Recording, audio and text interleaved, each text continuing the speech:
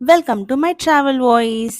తిరుమలలో ఎన్నో వేల తీర్థాలున్నాయి. అందులో కొన్నిటిని మాత్రమే మనం దర్శించగలం. కొన్నిటిని మనం అసలు దర్శించలేం. ఎందుకంటే అవి దట్టమైన అటవీ ప్రాంతంలో ఉంటాయి.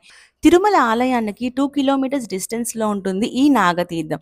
నాగదేవతలకు సంబంధించి 2 తీర్థాలు తిరుమలలో ఉన్నాయి. ఒకటి ఈ నాగతీర్థం. ఇది మనం దర్శించడానికి వీలుగా ఉంటుంది.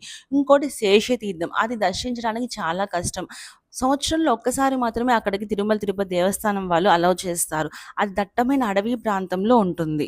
ఈ నాగతీర్థాన్ని నాగుల బావి అని కూడా అంటారు. వెంకటాచల మహత్యంలో ఈ నాగతీర్థం గురించి ఏం చెప్పారంటే, నాగదేవతలు ఇక్కడ కనిపిస్తున్న నాగతీర్థంలోని జలాన్ని తీసుకొని వెళ్ళి వెంకటేశ్వర స్వామి వారికి అభిషేకం చేసేవారంట. ఇక్కడ పెద్ద శిల మీద నాగదేవత విగ్రహాలైతే ఉన్నాయి. అవి స్వయంభూగా వెలిసాయి అని చెప్పి చెప్తారు. ఇక్కడ ఒక చెట్టు మొదలు సర్పాకారం లాగా ఏర్పడింది స్వయంగా.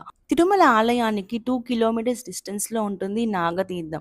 మీరు కూడా తిరుమల వెళ్తే తప్పకుండా ఈ నాగతీర్థం దర్శించండి. ఇక్కడ ఎంతో ప్రశాంతంగా ఉంటుంది కాసేపు కూర్చొని ధ్యానం చేసుకుంటే.